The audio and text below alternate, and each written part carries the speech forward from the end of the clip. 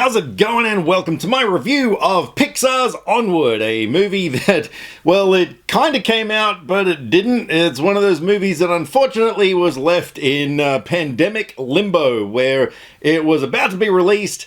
I know in America there were some screenings. We had a couple of advanced screenings over here that unfortunately I never got to attend, but just before the actual release date was when all hell broke loose. Theaters got shut down, so it never went to the big screen. But if you're in the US or Canada, it is available on Disney Plus over here.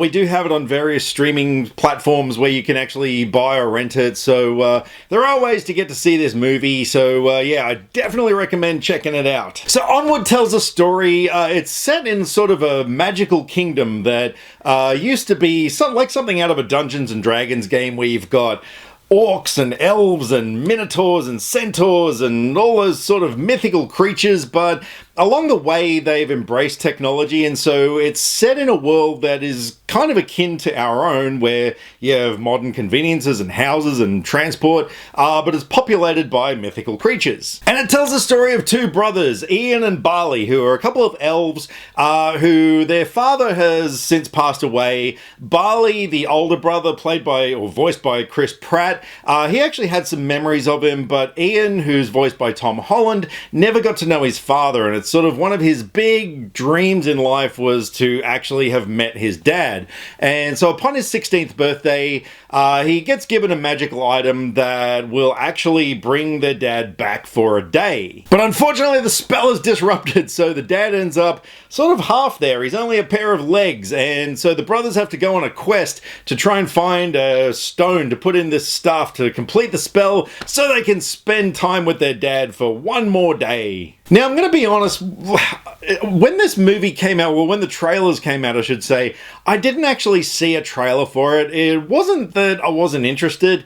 I just kind of, these days, I tend to skip trailers every now and then, and I can't really explain why. So I didn't even know what the movie was about. I knew it involved a pair of elven brothers, but that was all I knew about it. But to be honest, this is easily my number one most favorite movie of this year. I had such a great time watching this film. For starters, look, it's, you know, Pixar's level of, like, their standards these days is astronomical. This film looked amazing. I deeply regret that I never got a chance to see this on the big screen. You know, everything just looks so photorealistic, from the vehicles, the textures of the ground, like everything in this movie looks amazing. I thought the character designs were great. Everything looked unique. This whole film, like the story, everything about it was very unique in a lot of ways. And it was just a cracking good time.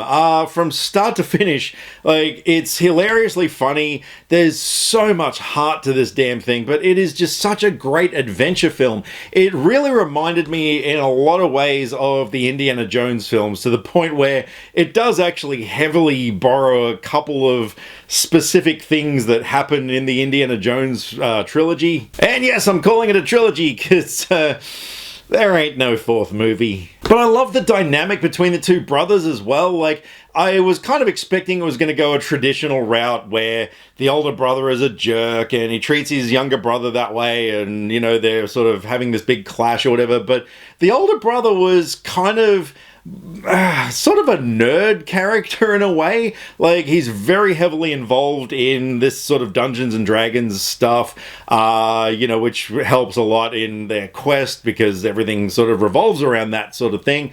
But yeah, you know, he was kind of nice to his brother. Like, the relationship between the two, I thought was quite touching. And there were so many moments in the film that, like, actually made me gasp out loud when something, like, there was so many really tense moments, you know, sort of things that, like, you think are about to happen and you're just like, ah! I mean, if you've seen any sort of adventure movie, you know those kind of moments I'm talking about, those sort of perilous moments. There were a lot of moments like that. And yeah, like I said, you know, it was unique in as much as just the whole imagination that went into the story, you know, with this half a dad coming along for the ride. Like, I didn't quite understand, like, you know, he was only half there, and like it's established at the very start that he can't see anything because he sort of used his foot to try and gauge what's in front of him.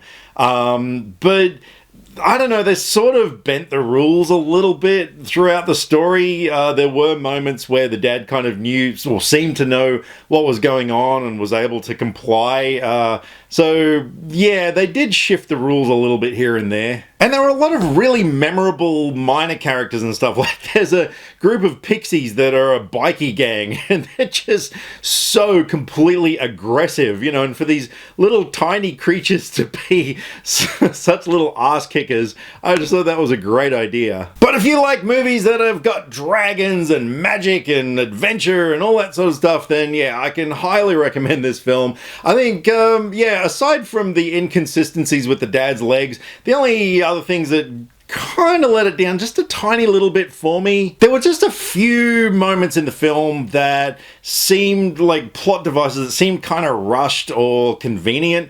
I won't give anything away as far as spoilers go, but like Ian, the younger brother, you know, he's kind of learning how to do magic, but I kind of thought his journey towards becoming a magic user was just really fast. Like he just kind of knows spells. I sort of get that there were probably gaps in time that we didn't see in the story, that he was practicing stuff or whatever, but it just felt like that moved along a little bit too quickly. And yeah, there were just some things, again, I won't spoil anything if you've seen the film, just to do with the quest for the stone, that towards the end I felt were just really convenient and just sort of happened, and yeah, there was sort of not a lot leading up to it, but yeah, look, other than that, I really had no problems with this movie. It was full of heart.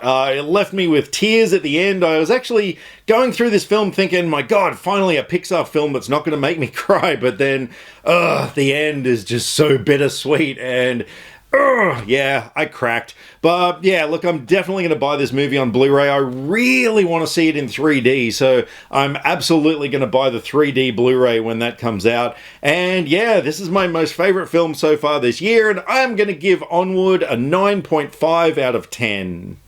Alrighty, over to you guys if you have seen Onward, if you've been lucky enough to actually see this film, because, yeah, it ain't easy, but I'd love to know what you guys thought about it, so drop me some comments, either here, Facebook, or Twitter. All the social media links are in the description below, because I like to talk about movies, and I would love to talk about movies with you. Catch you next time. Click subscribe to stay up to date with all the latest movie reviews. Skynet will be taking over any day now, so what have you got to lose? Nyah.